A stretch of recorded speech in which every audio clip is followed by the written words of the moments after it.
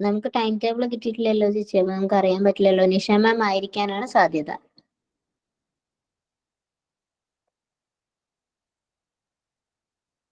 നിഷ മാമിന്റെ ആദ്യത്തെ ചാപ്റ്റർ കഴിഞ്ഞോ?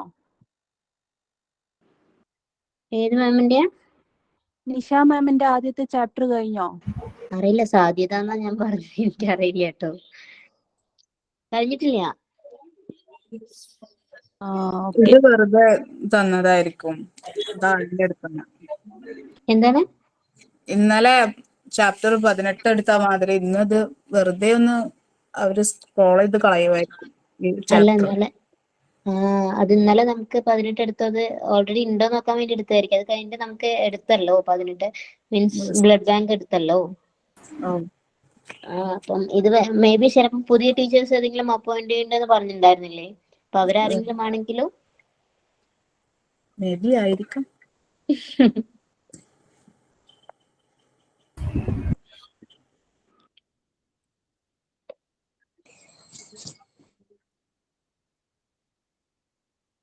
Good morning to all. Good morning, ma'am. Good morning, ma'am. Good morning, ma'am. Good morning, ma'am. Morning, ma'am. Good morning. ഞാൻ നിങ്ങളുടെ പുതിയ ടീച്ചറാണ്. പേര് ആതിര. Okay, ma'am. നമ്മൾ ഇന്ന് പുതിയൊരു ചാപ്റ്റർ ആണ് പഠിക്കാൻ പോകുന്നത്. Chapter 7, accident and emergency department. Chapter 7, accident and emergency department. എല്ലാ മിസ് ഒരു കാര്യം ചോദിച്ചോട്ടെ? ചോദിച്ചോ. ഏതെങ്കിലും മിസ്സിന് പകരമായിട്ട് വന്നാണോ അതോ? അല്ല, നിലവിലുള്ള? അപ്പൊ ഒരു ബുക്ക് നമ്മളെങ്ങനെ നോട്ട് ചെയ്യുന്നേ? അപ്പൊ ഒരു ബുക്ക് കൂടെ മേടിക്കേണ്ടി വരുമല്ലോ. ഇപ്പൊ ആവുന്നുണ്ടല്ലോ. ആരെങ്കിലും ഒരാളൊന്ന് ചോദിക്കാമോ? അല്ല മാഡം, ഞങ്ങൾ 5 ബുക്കും നോട്ട് 5ഉം ഇംഗ്ലീഷ് ഗ്രാമറിന് ഒരു ബുക്കും, അങ്ങനെ 6 ബുക്ക് വെക്കണമെന്നാണ് പറഞ്ഞത്. അതെ. ഇപ്പൊ മാഡത്തിന്റെ കൂടെ ബുക്കിന്റെ എണ്ണം ഒരെണ്ണം കൂടുവോ, അതാ ചോദിച്ചത്. അത് നിങ്ങൾ എങ്ങനെയാന്ന് വെച്ചാൽ അഡ്ജസ്റ്റ് ചെയ്ത് എഴുതുക. കാരണം നമ്മൾ ഓരോ ടീച്ചേഴ്സ് ഇവിടെ അവൈലബിൾ ആയിട്ടുള്ളതിനനുസരിച്ച് നിങ്ങൾക്ക് ഓരോ ചാപ്റ്റേഴ്സ് കിട്ടുന്നുണ്ടോ എന്ന് മാത്രം നോക്കാം. ഓക്കെ. ഇപ്പൊ നമ്മൾ ഓരോരുത്തരും എല്ലാവരും ഒരേ സെയിം ചാപ്റ്റർ അല്ലല്ലോ എടുക്കണേ. അല്ല, ഒത്തിരി ചാപ്റ്റേഴ്സ് ഉണ്ട് നിങ്ങൾക്ക്. അപ്പൊ ഓരോ ചാപ്റ്ററുകളും ഏതൊക്കെ ടീച്ചേഴ്സ് ആണ് വന്ന് പഠിപ്പിക്കുന്നത് എന്നുള്ളത് നിങ്ങൾ നോട്ട് ചെയ്ത് വെച്ച് നിങ്ങൾ അത് പഠിക്കാന്നുള്ളത് നിങ്ങളുടെ ഡ്യൂട്ടിയാണ് കേട്ടോ. ഓൾറെഡി നിഷാമിസ് ഇൻട്രൊഡക്ഷൻ ക്ലാസ്സിൽ ഇതൊക്കെ ഡീറ്റെയിൽ ആയിട്ട് എക്സ്പ്ലെയിൻ ചെയ്ത് തന്നിട്ടുണ്ടാവുമല്ലോ. എക്സ്പ്ലെയിൻ ചെയ്ത് തന്നു മാം. പക്ഷേ അന്ന് നമുക്ക് ഇത്രയും ടീച്ചേഴ്സ് ഉള്ളൂ എന്നാണ് പറഞ്ഞത്. ന്യൂ ആയിട്ട് ഒരു ടീച്ചർ വരുന്ന സമയത്ത് ഒരു ബുക്ക് കീപ്പ് ചെയ്യണോ എന്നാണ് എല്ലാവരും ചോദിക്കുന്നത്. ബുക്ക് കീപ്പ് ചെയ്യണം. ഇത് ഈ ചാപ്റ്റർ കണ്ടിന്യൂസ്ലി ഞാൻ തന്നെ ആയിരിക്കും എടുക്കുക കേട്ടോ. ഓക്കെ മാം. ഓക്കെ. അപ്പൊ എന്റെ പേര് ആതിര എന്നാണ്. Chapter 7, accident and emergency department ആണ് നമ്മൾ ഇന്ന് പഠിക്കാൻ പോകുന്ന ചാപ്റ്റർ. അപ്പോ പേര് എഴുതുക, എന്റെ പേര് എഴുതുക, അതിന് താഴെ നിങ്ങളുടെ ഏത് ചാപ്റ്റർ ആണോ എടുക്കുന്നത് ആ ചാപ്റ്ററിന്റെ ഹെഡിങ് എഴുതുക, താഴെ അതിനുശേഷം ഡേറ്റ് എഴുതുക. എന്ത് ചെയ്യാ, കൂടുതൽ നമ്മൾ ക്ലാസ്സുകൾ പോകുമ്പോൾ അവിടെ ലെക്ചർ നോട്ടുകൾ എന്തെങ്കിലും നിങ്ങൾക്ക് ഡിഫിക്കൽട്ട് ആയിട്ടുള്ള ടേംസുകളൊക്കെ ഉണ്ടെങ്കിൽ അതൊക്കെ നിങ്ങളുടെ മനസ്സിലാവുന്ന രീതിയിൽ ഒന്ന് നോട്ട് ചെയ്ത് വെച്ചേക്കാം. കേട്ടല്ലോ? അപ്പൊ നമുക്ക് ക്ലാസ് സ്റ്റാർട്ട് ചെയ്യാം. അപ്പോ എല്ലാവരും ഒന്ന് മ്യൂട്ട് ചെയ്യാവോ?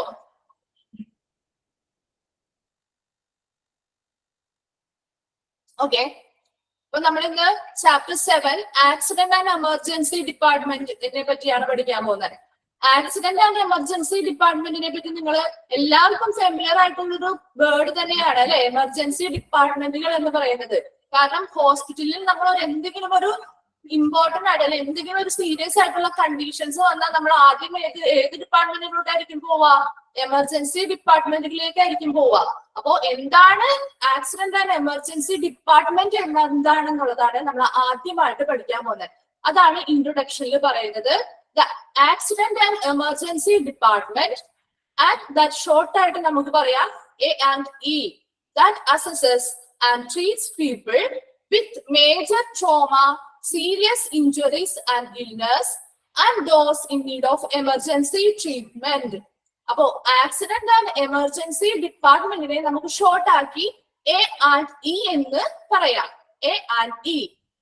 അത് എന്തിനു വേണ്ടിയിട്ടുള്ളതാണ്? Major trauma. മേജർ ട്രോമ എന്ന് പറയുന്നത് വലിയ ആഘാതങ്ങൾ ഉണ്ടായ രോഗികൾക്കോ, സീരിയസ് ഇഞ്ചുറീസ് ആൻഡ് ഇൽനെസ്, എന്താണ് ഗുരുതരമായ പരിക്കുകളോ രോഗങ്ങളോ ഉള്ളവർക്കോ, and those in need of emergency treatment, മറ്റ് എന്തെങ്കിലും എമർജൻസി ട്രീറ്റ്മെന്റുകൾ വേണ്ടതായിട്ടുള്ള രോഗികൾക്കോ അവരെന്ത് ചെയ്യും? ഈ ആക്സിഡന്റ് ആൻഡ് എമർജൻസി ഡിപ്പാർട്ട്മെന്റ് അവരുടെ രോഗ അവസ്ഥയെ അസസ്മെന്റ് ചെയ്യും. എന്തായിരിക്കും? വിലയിരുത്തുകയും അതിനു വേണ്ടിയതായിട്ടുള്ള ട്രീറ്റ്മെന്റുകൾ പ്രൊവൈഡ് ചെയ്യുകയും ചെയ്യുന്നു. ഒന്നും കൂടി പറയാം. ഈ ആക്സിഡന്റ് ആൻഡ് എമർജൻസി ഡിപ്പാർട്ട്മെന്റ് എന്ന് പറയുന്നത് എന്താണ്? ഒരു എമർജൻസി കെയർ അല്ലെങ്കിൽ ഒരു എമർജൻസി ട്രീറ്റ്മെന്റുകൾ കൊടുക്കുന്ന സെന്റർ അല്ലെങ്കിൽ ഒരു കേന്ദ്രമാണ്, അല്ലെങ്കിൽ ഒരു ഡിപ്പാർട്ട്മെന്റ് ആണെന്ന് നമ്മൾ പറഞ്ഞു. അപ്പോ ഈ ഡിപ്പാർട്ട്മെന്റ് എന്താണ് ചെയ്യുന്നത്? പെട്ടെന്ന് മേജർ ട്രോമ എന്ന് പറയുന്നത് വലിയ ആഘാതങ്ങൾ സംഭവിച്ച രോഗികൾക്കോ, സീരിയസ് ഇഞ്ചുറീസ് ആൻഡ് ഇൽനെസ്, എന്താണ് ഗുരുതരമായിട്ടുള്ള പരിക്കുകളോ അസുഖങ്ങളോ ഉള്ള പേഷ്യൻസിനോ, and those in need of emergency treatment, മറ്റ് എന്തെങ്കിലും രോഗകാരണങ്ങളാൽ എമർജൻസി ട്രീറ്റ്മെന്റിന് വേണ്ടി വന്ന രോഗികൾക്കും ഇവരെന്ത് ചെയ്യും? ഈ ഡിപ്പാർട്ട്മെന്റ് അവരുടെ രോഗാവസ്ഥയെ വിലയിരുത്തുകയും അതിനു വേണ്ടിയുള്ള തക്കതായ എമർജൻസി ചികിത്സ അല്ലെങ്കിൽ ട്രീറ്റ്മെന്റുകൾ പ്രൊവൈഡ് ചെയ്യുകയും ചെയ്യുന്നു. ക്ലിയർ ആയോ?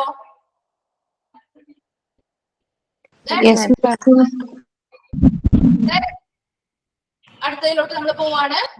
It is open 24 hours a day.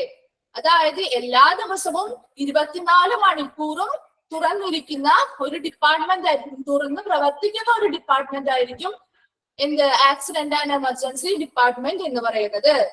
In emergencies patient with loss of consciousness, എന്താണ് ലോസ് ഓഫ് കോൺഷ്യസ്നെസ്? ബോധക്ഷയം അല്ലെ? ബോധമില്ലാത്ത ഒരു അവസ്ഥ ഉണ്ടാവുന്ന പേഷ്യൻസിനായിക്കോട്ടെ, കൺഫ്യൂഷൻസ്, എന്താണ് ആശയക്കുഴപ്പം, അവർ എവിടെയാണെന്നുള്ള ഒരു ആശയം, എന്താണ് അവർ പറയുന്നതിനെ പറ്റിയുള്ള ഒരു ബോധം അല്ലെങ്കിൽ ഒരു അറിവ് അവർക്ക് ഇല്ലാതാവുന്ന ഒരു കൺഫ്യൂഷൻ ആവുന്ന ഒരു അവസ്ഥ, അല്ലെങ്കിൽ ഒരു persistent severe chest or abdominal pain, എന്താണ് നിരന്തരമായിട്ടുള്ള നെഞ്ചുവേദനയോ വയറുവേദനയോ, അല്ലെങ്കിൽ സ്ട്രോക്ക് അല്ലെ? സ്ട്രോക്ക് എന്ന് പറഞ്ഞാൽ പക്ഷാഘാതം, അത് സംഭവിച്ചവർക്കോ, അല്ലെങ്കിൽ ബ്രീത്തിങ് ഡിഫിക്കൽട്ടീസ്, ശ്വാസ തടസ്സങ്ങൾ അനുഭവപ്പെടുന്നവരെയോ എല്ലാവരെയും ഈ എമർജൻസി ഡിപ്പാർട്ട്മെന്റുകളിലാണ് ഫസ്റ്റ് നമ്മൾ ട്രീറ്റ്മെന്റുകൾ കൊടുക്കുന്നത്. എന്താണ് പറഞ്ഞത്? ഇൻ എമർജൻസി പേഷ്യൻസ്, അതായത് എമർജൻസി ട്രീറ്റ്മെന്റുകൾ കൊടുക്കേണ്ടതായിട്ടുള്ള പേഷ്യൻസ് ആണ്. കുറച്ച് പേഷ്യൻസ് നമ്മൾ പറഞ്ഞു ഓൾറെഡി, എന്താണ് മേജർ ട്രോമ ഉള്ളവര്, സീരിയസ് ഇഞ്ചുറീസ് ആൻഡ് ഇൽനെസ് ഉള്ളവര്, അല്ലെങ്കിൽ മറ്റ് എമർജൻസി ട്രീറ്റ്മെന്റുകളുടെ നീഡുള്ളവര്, അവരെയാണ് ഇവിടെ പറയുന്നത്. എന്തൊക്കെയാണ്? ലോസ് ഓഫ് കോൺഷ്യസ്നെസ് ഉള്ളവര്, കൺഫ്യൂഷൻ ഉള്ളവര്, പെർസിസ്റ്റന്റ് സിവിയർ ചെസ്റ്റ് അല്ലെങ്കിൽ അബ്ഡോമിനൽ പെയിൻ ഉള്ളവര്, അല്ലെങ്കിൽ സ്ട്രോക്കുകൾ സംഭവിച്ചവര്, അല്ലെങ്കിൽ ബ്രീത്ത് ഡിഫിക്കൽട്ടീസ് ഉള്ളവരെ എല്ലാവരെയും നമ്മൾ ഫസ്റ്റ് അവർക്ക് ട്രീറ്റ്മെന്റ് കൊടുക്കുന്നത് എവിടെ നിന്നായിരിക്കും? ഈ എമർജൻസി ഡിപ്പാർട്ട്മെന്റുകൾ വഴിയായിരിക്കും. It has alternative names. അതുകൊണ്ട് തന്നെ ഈ എമർജൻസി ഡിപ്പാർട്ട്മെന്റ് എന്ന് പറയുന്നത് ഒരു പേര് മാത്രമല്ല, ഈ ഒരു ഡിപ്പാർട്ട്മെന്റിന് മറ്റ് 3 പേരുകളിൽ കൂടി ഈ ഒരു ഡിപ്പാർട്ട്മെന്റ് അറിയപ്പെടുന്നു. ഫസ്റ്റ് പേരാണ് കാഷ്വാലിറ്റി. നമ്മളെല്ലാവർക്കും ഫെമിലിയർ ആയിട്ടുള്ള ഒരു ടേം തന്നെയാണ് കാഷ്വാലിറ്റി എന്ന് പറയുന്നത്. കാരണം നമുക്ക് എന്തെങ്കിലും ഒരു പെട്ടെന്ന് ഒരു നെഞ്ചുവേദന ആയിക്കോട്ടെ, ഒരു വയറുവേദന ആയിക്കോട്ടെ, അല്ലെങ്കിൽ എന്തെങ്കിലും ഒരു ആക്സിഡന്റുകൾ ഒക്കെ സംഭവിച്ചു കഴിഞ്ഞാൽ നമ്മൾ ആദ്യം കാഷ്വാലിറ്റി ഹോസ്പിറ്റലിലെ കാഷ്വാലിറ്റിയിലായിരിക്കും പോവാം. അപ്പൊ അത് തന്നെ ഒരു എമർജൻസി ഡിപ്പാർട്ട്മെന്റ് ആണ് അല്ലെ? ആ എമർജൻസി ഡിപ്പാർട്ട്മെന്റിന്റെ മറ്റൊരു പേരാണ് കാഷ്വാലിറ്റി എന്ന് പറയുന്നത്. ദെൻ മറ്റു 2 പേരുകൾ കൂടിയുണ്ട്. Emergency department, that means ED, and also emergency room, that is ER. അപ്പോ മൊത്തത്തിൽ ഈ ആക്സിഡന്റ് ആൻഡ് എമർജൻസി ഡിപ്പാർട്ട്മെന്റ് എന്ന് പറയുന്നത് 4 പേരുകളിലാണ് അറിയപ്പെടുന്നത്. ഒന്നാമതായി accident and emergency department, that is short ആയിട്ട് നമ്മൾ A&E എന്ന് പറയുന്നു. രണ്ടാമതായി മറ്റൊരു പേരിൽ അറിയപ്പെടുന്നു കാഷ്വാലിറ്റി. മൂന്നാമതായി പറയുന്ന മറ്റൊരു പേരാണ് emergency department, that means ED, short ആക്കി നമുക്ക് ED എന്ന് പറയാം. And also emergency room, that is ER. അപ്പോ ഈ 4 പേരുകളിലും അറിയപ്പെടുന്നത് ഈ ഒരു സെയിം ഡിപ്പാർട്ട്മെന്റ് തന്നെയാണ്. ഓക്കെ, ഈ ഒരു സെയിം ഡിപ്പാർട്ട്മെന്റ് നമുക്ക് ഷോർട്ട് ഫോമുകൾ നമുക്ക് പഠിക്കാറുണ്ട്. അപ്പൊ ഈ ഷോർട്ട് ഫോമുകൾ ഇപ്പൊ നിങ്ങൾക്ക് ഇനി വരുന്ന ക്ലാസ്സുകളിലൊക്കെ ചിലപ്പോ ജസ്റ്റ് എമർജൻസി ഡിപ്പാർട്ട്മെന്റ് എന്ന് ചിലപ്പോ എക്സ്പ്ലെയിൻ ചെയ്ത് പറയില്ല, മറിച്ച് അവിടെ ഉണ്ടായിരിക്കുന്നത് ചിലപ്പോ ED എന്ന് മാത്രമായിരിക്കും. ഈ ED എന്ന് പറയുന്നത് എന്തിനാ ഡിനോട്ട് ചെയ്യുന്നു എന്നുള്ളത് നിങ്ങൾക്ക് മനസ്സിലാക്കിയിരിക്കണം. ഓക്കെ, അപ്പൊ അങ്ങനെ ഓരോ ഷോർട്ട് ഫോമുകളും നിങ്ങൾക്ക് പ്രത്യേകമായിട്ട് പറഞ്ഞു തരുന്നത് അതിനു വേണ്ടിയാണ്. കാരണം പിന്നീടുള്ള ക്ലാസ്സുകളിൽ ഈ ED എന്താണെന്ന് നിങ്ങൾക്ക് മനസ്സിലായാൽ മാത്രമേ ബാക്കിയുള്ളത് നിങ്ങൾക്ക് റിലേറ്റ് ചെയ്ത് പഠിക്കാൻ പറ്റുള്ളൂ. ഇങ്ങനെയുള്ള ഷോർട്ട് ഫോമുകൾ എന്തായാലും ഓർത്തിരിക്കുക കേട്ടോ. അപ്പൊ ഇൻട്രൊഡക്ഷൻ, ആക്സിഡന്റ് ആൻഡ് എമർജൻസി ഡിപ്പാർട്ട്മെന്റിലെ ഇൻട്രൊഡക്ഷൻ എന്ന് പറയുന്നത് ഇത്രയാണ്. എന്താണ് ആക്സിഡന്റ് ആൻഡ് എമർജൻസി ഡിപ്പാർട്ട്മെന്റ് എന്ന് പറഞ്ഞു കഴിഞ്ഞാൽ മേജർ ട്രോമാസ്, അതായത് വലിയ ആഘാതങ്ങൾ സംഭവിച്ചവർക്കോ, സീരിയസ് ഇഞ്ചറീസ് ആൻഡ് ഇൽനെസ്, വലിയ ഗുരുതരമായിട്ടുള്ള അപകടങ്ങളോ ഇഞ്ചറീസോ അല്ലെങ്കിൽ അസുഖങ്ങളോ സംഭവിച്ചവർക്കോ, and those in need of emergency treatment, emergency ട്രീറ്റ്മെന്റുകൾ വേണ്ടതായിട്ടുള്ള മറ്റു രോഗികൾക്കോ അവരുടെ രോഗാവസ്ഥയെ അസസ് ചെയ്ത്, അതായത് വിലയിരുത്തി അവർക്ക് അതിന് വേണ്ടിയിട്ടുള്ള തക്കതായ ഉടനടിയുള്ള ട്രീറ്റ്മെന്റ് പ്രൊവൈഡ് ചെയ്യുന്ന ഡിപ്പാർട്ട്മെന്റ് ആണ് എന്ത് ആക്സിഡന്റ് ആൻഡ് എമർജൻസി ഡിപ്പാർട്ട്മെന്റ് എന്ന് പറയുന്നത്. ഇനി ഇത് എത്ര മണിക്കൂറായിരിക്കും? 24 hours പ്രവർത്തിക്കുന്ന ഹോസ്പിറ്റൽ ഡിപ്പാർട്ട്മെന്റ് ആണ് ആക്സിഡന്റ് ആൻഡ് എമർജൻസി ഡിപ്പാർട്ട്മെന്റ് എന്ന് പറയുന്നത്.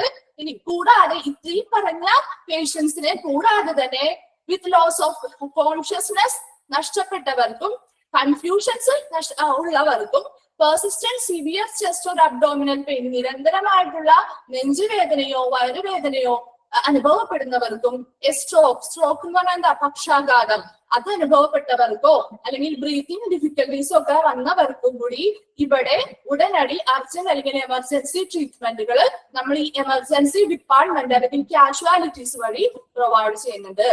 ഇനി ഇവിടെ ഇതിന് 4 പേരുകളിലാണ് ഈ ഒരു ഡിപ്പാർട്ട്മെന്റ് അറിയപ്പെടുന്നത്. ആക്സിഡന്റ് ആൻഡ് എമർജൻസി ഡിപ്പാർട്ട്മെന്റ് അല്ലെങ്കിൽ AE എന്നറിയപ്പെടുന്നു, കാഷ്വാലിറ്റി എന്നറിയപ്പെടുന്നു, എമർജൻസി ഡിപ്പാർട്ട്മെന്റ് അല്ലെങ്കിൽ ED എന്നറിയപ്പെടുന്നു, എമർജൻസി റൂം അല്ലെങ്കിൽ ER എന്നറിയപ്പെടുന്നു. ഓക്കെ, അടുത്തത് നമ്മൾ പഠിക്കാൻ പോകുന്നത് ലൊക്കേഷൻ ഓഫ് എമർജൻസി ഡിപ്പാർട്ട്മെന്റ്. ഈ എമർജൻസി ഡിപ്പാർട്ട്മെന്റ് ഒരു ഹോസ്പിറ്റലിൽ എവിടെ ലൊക്കേറ്റ് ചെയ്തിരിക്കണം അല്ലെങ്കിൽ അതിന്റെ സ്ഥാനം എവിടെയാണ് ഹോസ്പിറ്റലിൽ വരേണ്ടത് എന്നുള്ളതിനെ പറ്റിയാണ് നമ്മൾ ലൊക്കേഷൻ ഓഫ് എമർജൻസി ഡിപ്പാർട്ട്മെന്റിൽ പഠിക്കുന്നത്. അതിൽ ഫസ്റ്റ് പോയിന്റ് ആണ് location on the ground floor. Ground ഫ്ലോറിലായിരിക്കണം. കാരണം എമർജൻസി ഡിപ്പാർട്ട്മെന്റ് എന്ന് പറയുന്നത് എന്താണ്, ഉടനടി അവർക്ക് ട്രീറ്റ്മെന്റുകൾ പ്രൊവൈഡ് ചെയ്യണം. അതുകൊണ്ട് തന്നെ അവിടെ എപ്പോഴും ഹോസ്പിറ്റലിന്റെ താഴത്തെ നിലയിലായിരിക്കണം ഈ എമർജൻസി ഡിപ്പാർട്ട്മെന്റിന്റെ ലൊക്കേഷൻ എന്ന് പറയുന്നത് അല്ലെങ്കിൽ സ്ഥാനം. രണ്ടാമത്തത് separate entrance or emergency entrance away from main entrance. എല്ലാ ഹോസ്പിറ്റലുകൾക്കും ഒരു മെയിൻ എൻട്രൻസ് ഉണ്ടാവും അല്ലെങ്കിൽ ഒരു പ്രധാനമായിട്ടുള്ളൊരു പ്രവേശന കവാടം ഉണ്ടായിരിക്കും.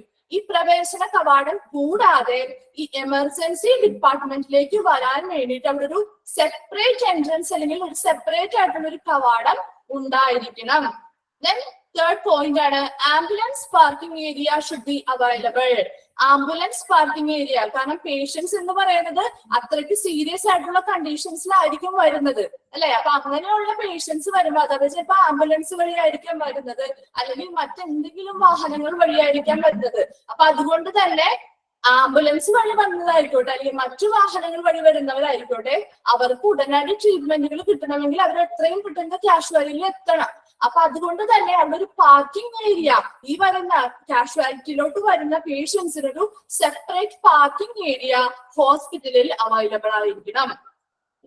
ഫോർത്ത് പോയിന്റ് ആണ് well mark proper lighting and signs. അതുപോലെ തന്നെ ഒരു ഹോസ്പിറ്റലില് കാഷ്വാലിറ്റി അല്ലെങ്കിൽ ഈ എമർജൻസി ഡിപ്പാർട്ട്മെന്റ് എന്നത് പെട്ടെന്ന് ആൾക്കാർക്ക് മറ്റുള്ളവർക്ക് ഒരു പേഷ്യന്റുമായിട്ട് വരുന്ന ബൈസ്റ്റാൻഡേഴ്സ്, ഇപ്പൊ ആ പേഷ്യന്റുമായിട്ട് മറ്റുള്ള ആരെങ്കിലും ഈ ഹോസ്പിറ്റലിനെ പറ്റി അറിയാത്ത ആരെങ്കിലും ആയിരിക്കാം വരുന്നത്.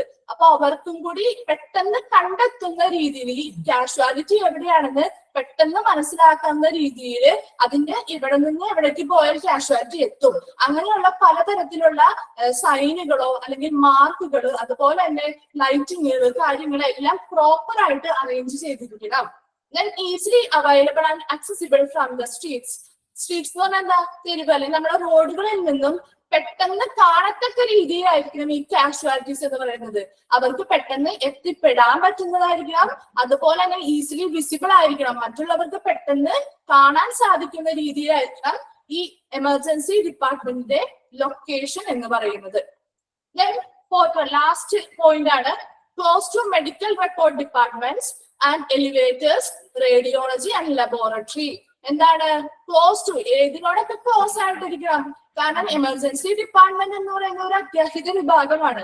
അവിടെ ട്രീറ്റ്മെന്റുകൾ എങ്ങനെയായിരിക്കണം? വളരെ പെട്ടെന്ന് കൊടുക്കണം. കാരണം ഒരു സെക്കൻഡുകൾ അല്ലെങ്കിൽ സമയം എന്ന് പറയുന്നത് അവിടെ വളരെ ഇമ്പോർട്ടന്റ് ആയിട്ടുള്ള ഒരു കാര്യമാണ്. അപ്പൊ അങ്ങനെ ആ സമയബന്ധിതമായിട്ടുള്ള ട്രീറ്റ്മെന്റുകൾ പ്രൊവൈഡ് ചെയ്താൽ മാത്രമേ അവരുടെ ജീവൻ രക്ഷിക്കാനായിട്ട് സാധിക്കുള്ളൂ. അപ്പോ അത്രയ്ക്ക് സീരിയസ് ആയിട്ടുള്ള കണ്ടീഷനിൽ വരുന്ന പേഷ്യൻസിനെ ദൂരേക്ക് കൊണ്ടുപോയി ഓരോ കാര്യങ്ങളും ചെയ്യാനായിട്ട് നമുക്ക് സാധിക്കില്ല. അതുകൊണ്ട് തന്നെ ഈ എമർജൻസി ഡിപ്പാർട്ട്മെന്റിന് തൊട്ടടുത്തായിട്ട് അല്ലെങ്കിൽ വളരെ ക്ലോസ് ആയിട്ടായിരിക്കണം എന്തൊക്കെ ഡിപ്പാർട്ട്മെന്റുകൾ വേണ്ടത്?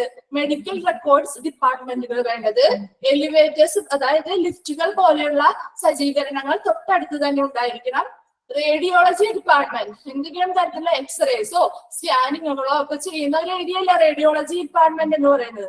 അതും പിന്നെ ലബോറട്ടറീസ് ഒക്കെ എന്തിനോട് ക്ലോസ് ആയിരിക്കണം? ഈ എമർജൻസി ഡിപ്പാർട്ട്മെന്റിനോട് വളരെയധികം ക്ലോസ്ഡ് ആയിട്ട് അല്ലെങ്കിൽ വളരെ അടുത്തായിരിക്കണം ഇത്രയും ഡിപ്പാർട്ട്മെന്റുകൾ ഇരിക്കേണ്ടത്. എന്തിനു വേണ്ടിയാണ്? Reduced operational cost and critical time, അതായത് പ്രവർത്തന ചെലവ് കുറയ്ക്കാനും ക്രിട്ടിക്കൽ ടൈം, ഞാൻ നേരത്തെയും പറഞ്ഞു, ഒരു സമയം എന്ന് പറയുന്നത് ഒരു നിർണായക ഘടകമാണ്. അപ്പൊ എന്തൊക്കെയാണെങ്കിലും എത്രയൊക്കെ ടൈം നമുക്ക് അവിടെ സമയം കുറെ അധികം നമുക്ക് കളയാനായിട്ടുള്ള ടൈം അവിടെ ഇല്ല. കാരണം പെട്ടെന്ന് ഇപ്പൊ ചിലപ്പോ ഒരു ജസ്റ്റ് ഒരു സെക്കൻഡിന്റെ വ്യത്യാസത്തിൽ ആ രോഗിക്ക് ചിലപ്പോ അവരുടെ ജീവൻ നഷ്ടപ്പെട്ടെന്ന് വരാം. അതുകൊണ്ട് തന്നെ എത്രയും വേഗം അവർക്ക് ട്രീറ്റ്മെന്റുകൾ പ്രൊവൈഡ് ചെയ്യാൻ പറ്റുമോ അത്രയും വേഗം കൊടുക്കാനാണ് ഈ കാഷ്വാലിറ്റിയില് സർവീസ് ചെയ്യുന്നവര് നോക്കുന്നത്. അപ്പൊ അതുകൊണ്ട് തന്നെ ആ സമയമെല്ലാം ലാഭിക്കാൻ വേണ്ടിയിട്ടാണ് ഇങ്ങനെയുള്ള ഡിപ്പാർട്ട്മെന്റുകളൊക്കെ ക്ലോസ് ആയിട്ടിരിക്കണമെന്ന് പറയുന്നത്. അപ്പോ ലൊക്കേഷൻ ഓഫ് എമർജൻസി ഡിപ്പാർട്ട്മെന്റുകൾ ഒന്നുകൂടി പറയാം.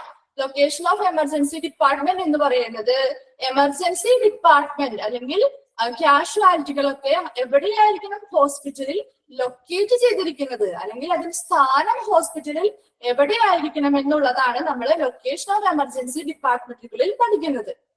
അതിൽ ഫസ്റ്റ് പോയിന്റ് പറഞ്ഞത് എന്തായിരുന്നു? ലൊക്കേഷൻ എന്ന് പറയുന്നത് എവിടെയായിരിക്കണം? ഗ്രൗണ്ട് ഫ്ലോർ അല്ലെങ്കിൽ താഴത്തെ നിലയിലായിരിക്കണം ലൊക്കേഷൻ എന്ന് പറയുന്നു. രണ്ടാമതായി പറയുന്നത് separate entrance or emergency entrance away from main entrance, അതായത് മെയിൻ അല്ലെങ്കിൽ ഒരു പ്രധാന കവാടം ഹോസ്പിറ്റലിൽ ഉണ്ടായിരിക്കും. മെയിൻ എൻട്രൻസ് എന്തായാലും ഉണ്ടായിരിക്കും. അത് മാത്രമല്ല ഈ എമർജൻസി ഡിപ്പാർട്ട്മെന്റിന് വേണ്ടിയിട്ട് ഇവിടെ ഒരു സെപ്പറേറ്റ് ആയിട്ടുള്ള ഒരു എൻട്രൻസ് അല്ലെങ്കിൽ എമർജൻസി എൻട്രൻസ് ഉണ്ടായിരിക്കണം. മൂന്നാമത്തെ point ambulance parking area should be available. അതുപോലെ തന്നെ പേഷ്യൻസിനെ കൊണ്ടുവരുന്ന വാഹനങ്ങൾ, അത് ആംബുലൻസ് ആയിക്കോട്ടെ മറ്റെന്ത് വാഹനങ്ങളായിക്കോട്ടെ, അവയ്ക്കൊരു പാർക്കിംഗ് സ്പേസ് എന്ന് പറയുന്നത് ഹോസ്പിറ്റലിൽ ഉണ്ടായിരിക്കണം. പ്രോപ്പർ ലൈറ്റിംഗ് ആൻഡ് സൈൻസ്, അതുപോലെ തന്നെ ഈ കാഷ്വാലിറ്റി എവിടെയാണെന്ന് കണ്ടുപിടിക്കത്തക്ക രീതിയിലുള്ള മാർക്കിങ്ങുകളോ സൈനുകളോ ലൈറ്റുകളും അങ്ങനെയുള്ള എല്ലാ അറേഞ്ച്മെന്റും പ്രോപ്പർ ആയിട്ട് കൊടുത്തിരിക്കണം. Easily visible and accessible from the streets, അതുപോലെ തന്നെ നമുക്കിപ്പോ ഒരു റോഡിൽ കൂടെ നമ്മളൊരു പേഷ്യന്റിനെയും കൊണ്ട് ഹോസ്പിറ്റൽ അന്വേഷിച്ച് പോവുകയാണെങ്കിൽ ആ ഹോസ്പിറ്റലിന്റെ കാഷ്വാലിറ്റി അല്ലെങ്കിൽ എമർജൻസി ഡിപ്പാർട്ട്മെന്റ് എവിടെയാണെന്നുള്ളത് ഈസിലി വിസിബിൾ ആയിരിക്കണം, മറ്റുള്ളവർക്ക് പെട്ടെന്ന് കാണത്തക്ക രീതിയിലുള്ളതായിരിക്കണം, അതുപോലെ തന്നെ എത്തിപ്പെടാൻ സാധിക്കുന്ന ഒരിടത്തും ആയിരിക്കണം. Then close to medical records department, elevators, radiology and laboratory. അതുപോലെ തന്നെ എന്തിനോടൊക്കെ ക്ലോസ് ആയിരിക്കണം? മെഡിക്കൽ റെക്കോർഡ്സ് ഡിപ്പാർട്ട്മെന്റിനോടും എലിവേറ്റേഴ്സിനോടും, അതായത് ലിഫ്റ്റ് പോലെയുള്ള സേവനങ്ങൾ അതിനോടും റേഡിയോളജി ഡിപ്പാർട്ട്മെന്റും ലബോറട്ടറിയും എല്ലാം എന്തായിരിക്കണം? വളരെയധികം ക്ലോസ് ആയിട്ട് അല്ലെങ്കിൽ തൊട്ടടുത്തായിരിക്കണം ഈ ഡിപ്പാർട്ട്മെന്റുകൾ ഉണ്ടാവേണ്ടത്. എന്തിനോട് തൊട്ടടുത്ത്? എമർജൻസി ഡിപ്പാർട്ട്മെന്റിന്റെ തൊട്ടടുത്ത്. ക്ലിയർ ആയോ? ഓക്കെ, അടുത്തത് നമ്മൾ പഠിക്കാൻ പോകുന്നതാണ് ഡിസൈൻ. ഡിസൈൻ എന്ന് പറയുന്നത് എന്താ? ഈ എമർജൻസി ഡിപ്പാർട്ട്മെന്റിനെ പറ്റിയല്ലേ നമ്മൾ പഠിക്കുന്നത്. അപ്പൊ അതിന്റെ ലൊക്കേഷൻ പഠിച്ചു, എങ്ങനെയായിരിക്കണം അതിന്റെ ലൊക്കേഷൻ വരേണ്ടത് എന്ന് പഠിച്ചു. ഇനി എങ്ങനെയായിരിക്കണം ഈ എമർജൻസി ഡിപ്പാർട്ട്മെന്റിന്റെ ഡിസൈൻ വരേണ്ടത് എന്നുള്ളതാണ് നമ്മൾ പഠിക്കാൻ പോകുന്നത്. അപ്പൊ അതിൽ ഫസ്റ്റ് പോയിന്റ് പറയുന്നത് the entrance to the emergency department should be sheltered to protect ambulance patients from the weather while unloading. അതായത് എമർജൻസി ഡിപ്പാർട്ട്മെന്റിന്റെ എൻട്രൻസ്, അതായത് എമർജൻസി ഡിപ്പാർട്ട്മെന്റിൽ വരുന്ന ഒരു ആംബുലൻസിൽ വരുന്ന പേഷ്യന്റ് ആണെന്ന് വിചാരിക്കുക. അങ്ങനെ ഒരു ആംബുലൻസിൽ വരുന്ന പേഷ്യൻസിനെ ഇറക്കുമ്പോൾ, ആ ആംബുലൻസിൽ നിന്നും ഇറക്കുമ്പോൾ അവിടെ എല്ലാവരും മൈക്ക് ഓഫ് ചെയ്ത് വെക്കാം കേട്ടോ, മ്യൂട്ട് ചെയ്ത് വെക്കാം. ഓക്കെ, അപ്പോ എന്താണ് എമർജൻസി ഡിപ്പാർട്ട്മെന്റില് വരുന്ന എല്ലാവർക്കും നോട്ട്സ് കാണാൻ പറ്റുന്നുണ്ടോ?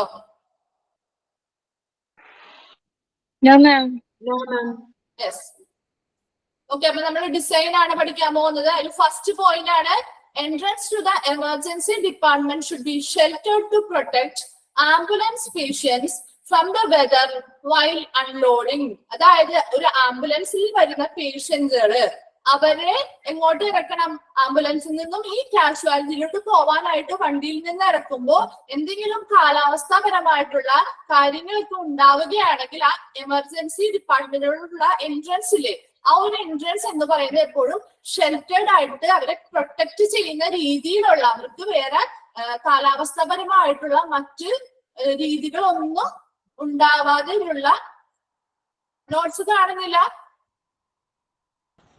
ഇല്ല. ഒരാൾക്ക് മാത്രമാണോ നോട്ട്സ് കാണാത്തത്? ബാക്കി എല്ലാവർക്കും കാണുന്നുണ്ടോ? എല്ലാവർക്കും കാണുന്നില്ല. സ്ക്രോൾ ചെയ്താൽ മതി. ഇപ്പൊ കാണുന്നുണ്ടോ? ഇല്ല മാം.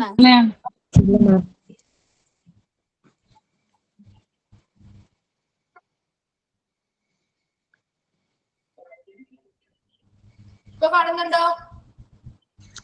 ഇല്ല മാം. സ്ക്രോൾ മാം ഒന്ന് സ്ക്രോൾ ചെയ്താൽ മതി മാം.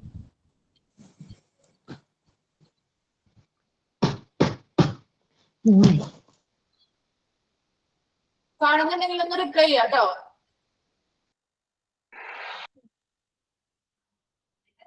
ഇപ്പൊ കാണുന്നുണ്ടോ? ഇല്ല. ഓക്കെ ഓക്കെ, അപ്പൊ നമ്മള് ഓൾമോസ്റ്റ് എല്ലാവർക്കും കാണുന്നുണ്ട്, കുറച്ചു പേർക്ക് മാത്രമാണ് കാണാത്തത് അല്ലേ? മാം സ്ക്രീൻ കാണുന്നുണ്ട്, പക്ഷെ അതൊന്ന് സ്ക്രോൾ ചെയ്താൽ മതി. ഫസ്റ്റ് പേജാ ഉള്ളത്, അതിന്റെ ഡിസൈൻ ഉള്ള പേജ്, ആ ഡിസൈനിന്റെ എഴുതിയിരിക്കുന്നത് കാണുന്നില്ല. സ്ക്രീൻ വിസിബിൾ ആണ്, പക്ഷെ സ്ക്രോൾ ചെയ്താൽ മതി.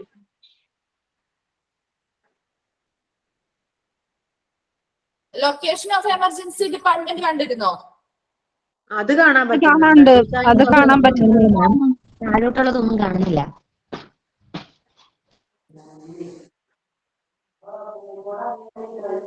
ഡിസൈൻ കാണുന്നുണ്ടോ ഇപ്പൊ? ഇല്ല മാം, സ്ക്രോൾ ചെയ്തിട്ടില്ല. മാം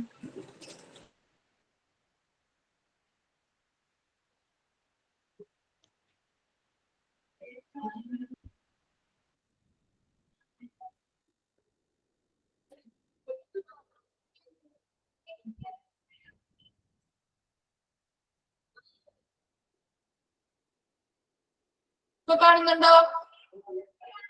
നോ മാം.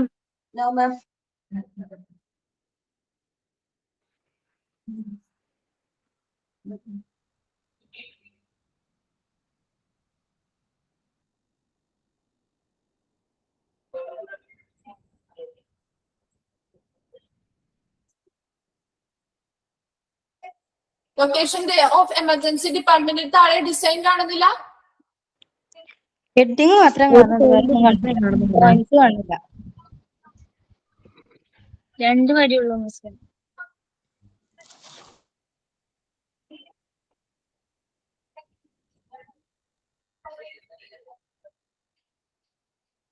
കാണുന്നില്ല? കണ്ടിന്യൂ ചെയ്തോളും ma'am. PDF no ma'am. Already നിങ്ങളുടെ PDF ഇല്ലേ? PDF ഉണ്ട്. അപ്പൊ അത് നോക്കാം കേട്ടോ. Okay ma'am. കാണുന്നുണ്ടോ? അത് കഴിഞ്ഞ് വരുന്ന കണ്ടിന്യൂസ് ആയിട്ട് വരുന്ന പേജസ് കാണുന്നുണ്ടോ? അത് കഴിഞ്ഞിട്ട് വരുമ്പോൾ കാണുന്നില്ല മാം, സ്ക്രീനിൽ കാണുന്നില്ല. നമ്മുടെ PDF നോട്ട് ഉണ്ട് കയ്യില്. മാഡം കണ്ടിന്യൂ ചെയ്തോളൂ. ഓക്കെ, അപ്പോ നിങ്ങളുടെ എല്ലാവരുടെയും നോട്ട്സ് ഉണ്ടായിരിക്കുമല്ലോ, അപ്പൊ അത് നോക്കുക കേട്ടോ. ഞാൻ അടുത്തത് നമ്മളിപ്പോ ഡിസൈനിനെ പറ്റിയാണ് പറഞ്ഞത്. എന്താണ് എമർജൻസി ഡിപ്പാർട്ട്മെന്റിന്റെ ഡിസൈൻ എങ്ങനെയായിരിക്കണം എന്നുള്ളതാണ് പറഞ്ഞത്. എമർജൻസി ഡിപ്പാർട്ട്മെന്റിന്റെ ക്ലിയർ ആവണില്ല. എല്ലാവരും ഒന്ന് മ്യൂട്ട് ചെയ്യാം.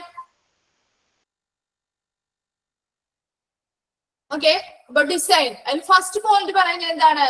The entrance to the emergency department should be sheltered to protect ambulance patients from the weather while unloading. അതായത് ആംബുലൻസ് പേഷ്യൻസ്, ആംബുലൻസിൽ വരുന്ന പേഷ്യൻസിനെ എന്ത് ചെയ്യുന്നു? അൺലോഡ് ചെയ്യുന്നു. ഇറക്കുമ്പോൾ അവിടെ എന്താണ് കാലാവസ്ഥ, എന്തെങ്കിലും കാലാവസ്ഥ രീതിയിലുള്ള പ്രശ്നങ്ങൾ ഉണ്ടാവുകയാണെങ്കിൽ അവർക്കൊരു ഷെൽട്ടർ കൊടുക്കാൻ വേണ്ടിയിട്ട് ഒരു എമർജൻസി ഡിപ്പാർട്ട്മെന്റിന്റെ എൻട്രൻസ്, അതായത് ആ തുടക്കം എമർജൻസി ഡിപ്പാർട്ട്മെന്റിലോട്ട് കയറുന്ന ആ ഒരു എൻട്രൻസിൽ അവിടെ അവർക്ക് എന്ത് ചെയ്യണം? ഷെൽട്ടറും പ്രൊട്ടക്ഷനും കൊടുക്കേണ്ടതാണ് എന്നാണ് പറയുന്നത്. അതായത് ആംബുലൻസ് പേഷ്യൻസിനെ ഇറക്കുമ്പോൾ, ആംബുലൻസിൽ നിന്നും ഇറക്കുമ്പോൾ അവർക്ക് അവിടെ കാലാവസ്ഥാപരമായിട്ടുള്ള എന്തെങ്കിലും ഒരു സാഹചര്യം ഉണ്ടാവുകയാണെങ്കിൽ അവർക്ക് ഷെൽട്ടർ എമർജൻസി ഡിപ്പാർട്ട്മെന്റുകൾ ആ എൻട്രൻസിൽ അവിടെ ഷെൽട്ടറുകൾ പ്രൊവൈഡ് ചെയ്യേണ്ടതാണ്. രണ്ടാമത് adequate reserved parking space for ambulance and cars of patients. കൂടാതെ അവിടെ എന്ത് ചെയ്യണം?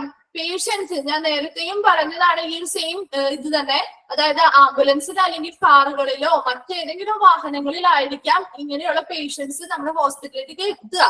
അപ്പോ അങ്ങനെ എത്തുന്ന സമയത്ത് അവർക്ക് അവിടെ ഒരു റിസർവ്ഡ് പാർക്കിംഗ് സ്പേസ്, അതായത് എമർജൻസി ഡിപ്പാർട്ട്മെന്റ് അല്ലെങ്കിൽ കാഷ്വാലിറ്റിക്ക് വേണ്ടിയിട്ട് ഒരു ഫിക്സഡ് ആയിട്ട് അല്ലെങ്കിൽ റിസർവ് ചെയ്തിരിക്കണം ഒരു കുറച്ച് പാർക്കിംഗ് സ്പേസുകൾ അവർക്ക് വേണ്ടി മാറ്റി വെച്ചിരിക്കേണ്ടതാണ്. Then adequate space for accommodating stretchers. കൂടാതെ എന്ത് ചെയ്യണം? സ്ട്രെച്ചേഴ്സ് അല്ലെ, സ്ട്രെച്ചേഴ്സ് വഴിയാണ് പേഷ്യൻസിനെ, ഇത്രയും സിവിയർ ആയിട്ടുള്ള പേഷ്യൻസ് ആണല്ലോ ഈ ഡിപ്പാർട്ട്മെന്റിലോട്ട് എത്തുന്നത്. അപ്പൊ അതുകൊണ്ട് തന്നെ സ്ട്രെച്ചസുകൾ എന്ത് ചെയ്യും? എത്രത്തോളം സ്ട്രെച്ചസുകൾ മാക്സിമം അഫോർഡ് ചെയ്യാൻ പറ്റുമോ അല്ലെങ്കിൽ അക്കോമഡേറ്റ് ചെയ്യാൻ പറ്റുന്ന രീതിയിലുള്ള സ്പേസുകൾ അവിടെ ഉണ്ടായിരിക്കണം. Then ramps for wheelchairs and pedestrian access in case of raised platform.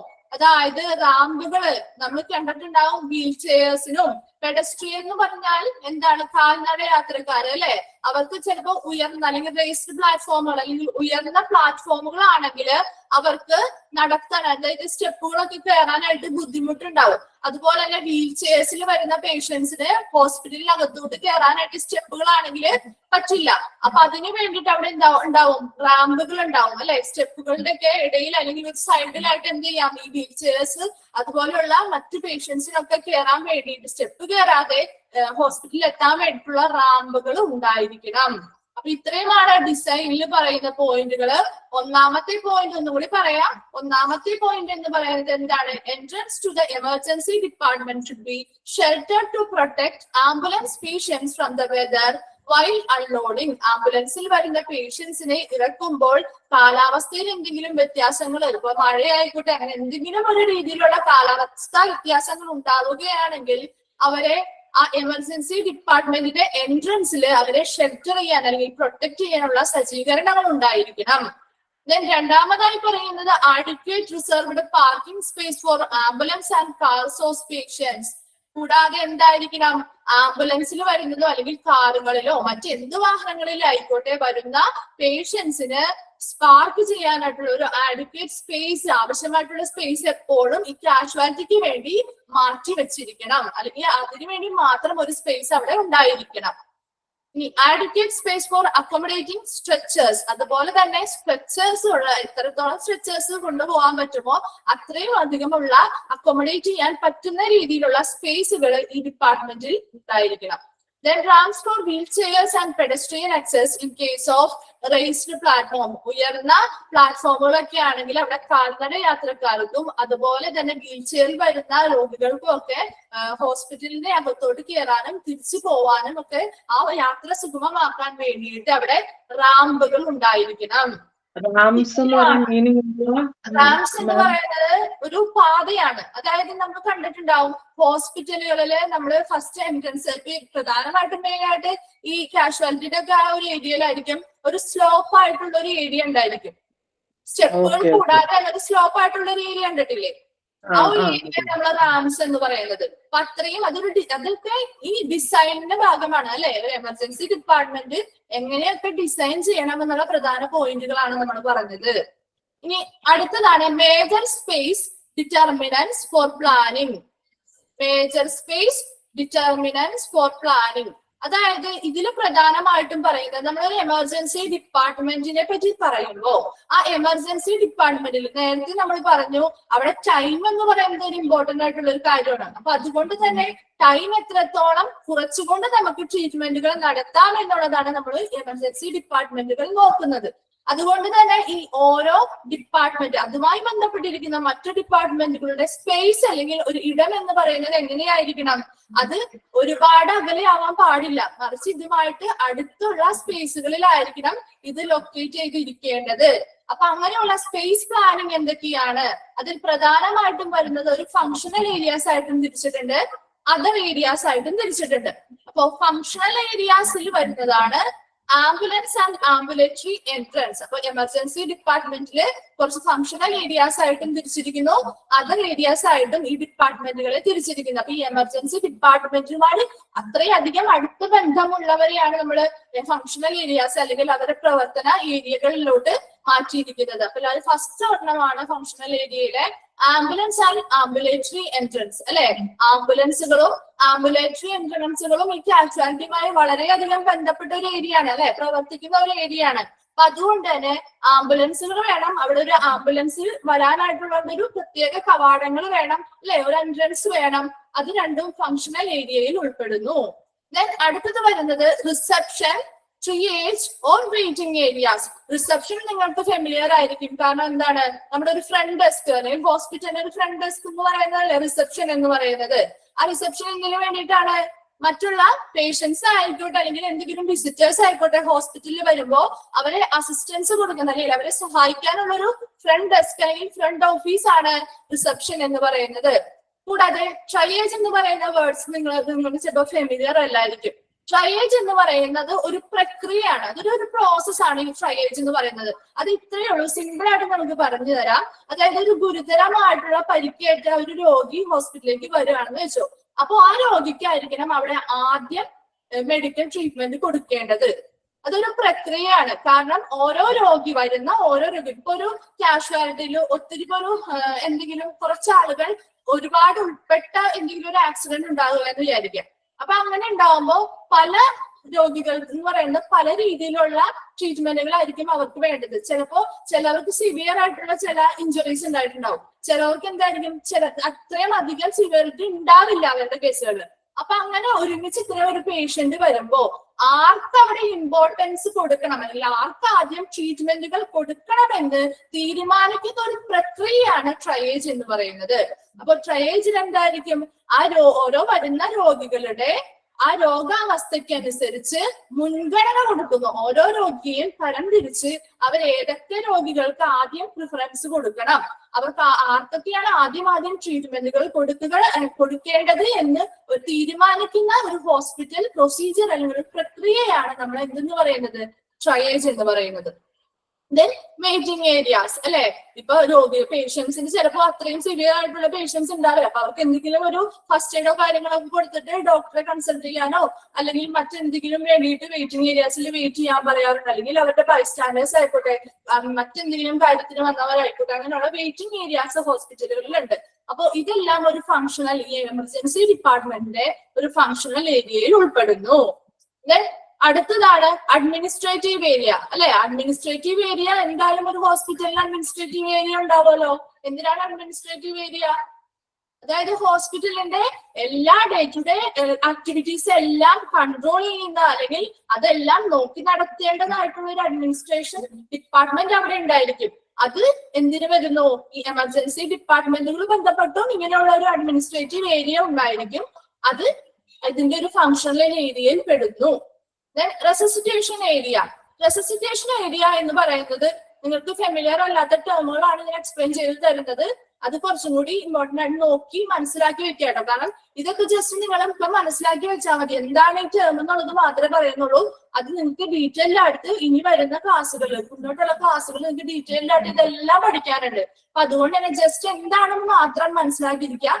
എല്ലാം മൊത്തത്തിൽ എല്ലാം പഠിച്ച് കൺഫ്യൂഷൻ ആക്കാതെ ഓരോന്നും ഇനി സെപ്പറേറ്റ് നമ്മൾ ഡീറ്റെയിൽ ആയിട്ട് പഠിക്കുന്നുണ്ട്. അപ്പോ റെസിസ്റ്റേഷൻ ഏരിയ എന്ന് പറയുന്നത് ഇത്രയേ ഉള്ളൂ. ഇപ്പൊ റെസിസ്റ്റേഷൻ ഏരിയക്ക് ഞാനൊരു സിമ്പിൾ ഒരു എക്സാമ്പിൾ പറയാം. ഇപ്പൊ നമ്മള് ഹാർട്ട് അറ്റാക്ക് വന്ന പേഷ്യൻസിന് നമ്മൾ CPR കൊടുക്കാറുണ്ട് അല്ലെ, കാർഡിയോ പൾമണറി റെസിസ്റ്റേഷൻ കൊടുക്കാറുണ്ട്, CPR കൊടുക്കാറുണ്ട്.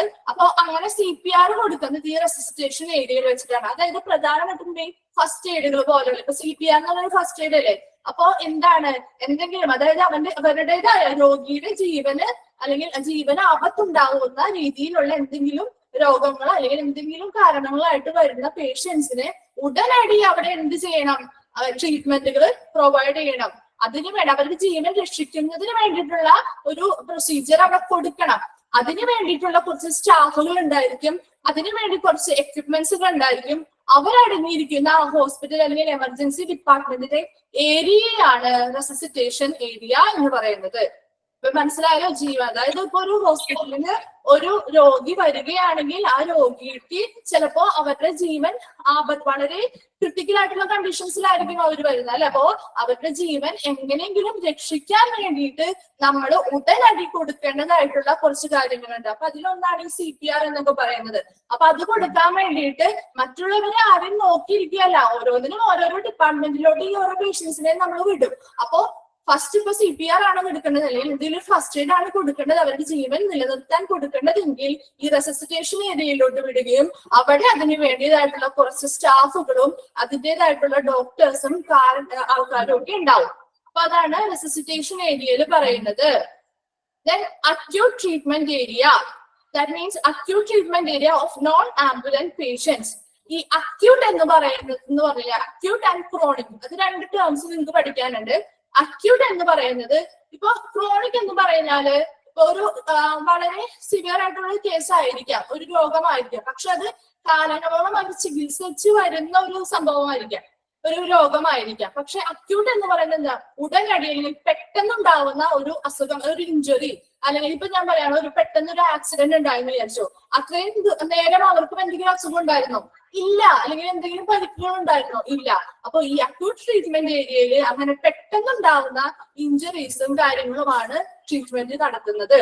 അവിടെ എന്ത് ചെയ്യുന്നു, അവർക്ക് ആ അസുഖം അല്ലെങ്കിൽ ആ ഒരു ഇഞ്ചുറി അല്ലെങ്കിൽ എന്തെങ്കിലും പരിക്കുകൾ പറ്റുകയാണെങ്കിൽ ഉടനടി ഉണ്ടാവുന്നതായിരിക്കും, അല്ലെങ്കിൽ പെട്ടെന്ന് ഉണ്ടാവുന്നതായിരിക്കാം.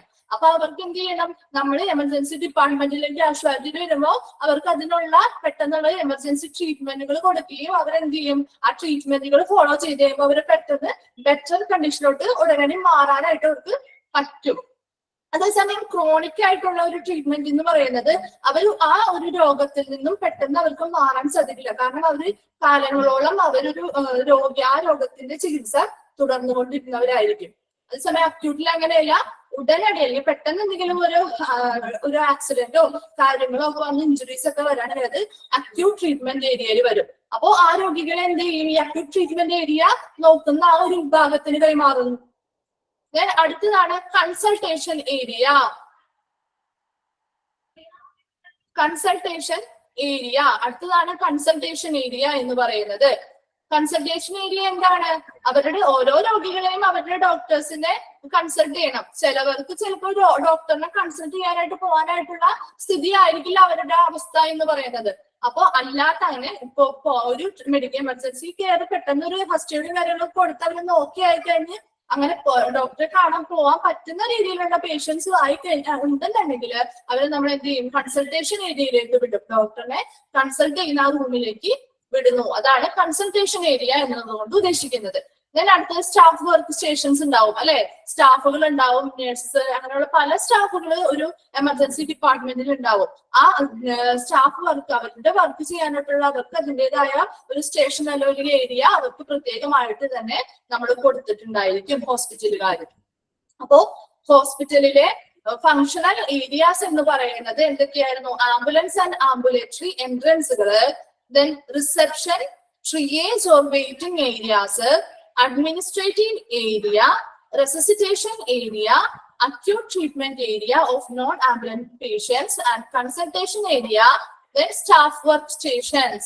ഇത്രയുമാണ് എന്തിൽ വരുന്നത്, ഫങ്ഷണൽ ഏരിയാസിൽ വരുന്നത്. ദെൻ അതർ ഏരിയാസ് ഉണ്ട്. ഇത്രയും ഫങ്ഷണൽ ഏരിയാസ് മാത്രമല്ല, മറിച്ച് ഈ എമർജൻസി ഡിപ്പാർട്ട്മെന്റുമായി ബന്ധപ്പെട്ട് മറ്റ് ഏരിയാസും ഉണ്ട്. അതിൽ ഒന്നാമത്തേതാണ് പ്രൊസീജിയർ റൂം എന്ന് പറയുന്നത്. റൂം എന്ന് പറയുന്നത് എന്താണ്? പ്രൊസീജിയർ റൂം എന്ന് പറയുന്നത് വേറെ ഒന്നുമല്ല അതിൽ ഉദ്ദേശിക്കുന്നത്. അതായത് ഓപ്പറേഷണൽ റൂമുകൾ, അതായത് ഓപ്പറേഷൻ തിയേറ്ററുകൾ പോലെയുള്ളതാണ് ഈ പ്രൊസീജിയർ റൂമിൽ ഉൾപ്പെടുന്നത്. എന്തിനു വേണ്ടിയിട്ട്? സർജറീസ് ഒക്കെ ക്യാരി ചെയ്യാനായിട്ടുള്ള ഇടങ്ങളാണ് ഓപ്പറേഷണൽ റൂമുകളൊക്കെ അല്ലെ. അപ്പൊ അതിന് വേണ്ടിയിട്ടുള്ള റൂമാണ് ഈ പ്രൊസീജിയർ റൂംസ് എന്ന് പറയുന്നത്. Then plaster room. Plaster room നമുക്ക് എല്ലാവർക്കും ഫെമിലിയർ ആണ്. ഇപ്പൊ എന്തെങ്കിലും ഒരു ഫ്രാക്ചർ ഒക്കെ, ബോണിനോ ആംസിനോ ഒക്കെ ഫ്രാക്ചർ ഒക്കെ സംഭവിച്ചു കഴിഞ്ഞാൽ നമ്മൾ അവിടെ എന്ത് ചെയ്യും?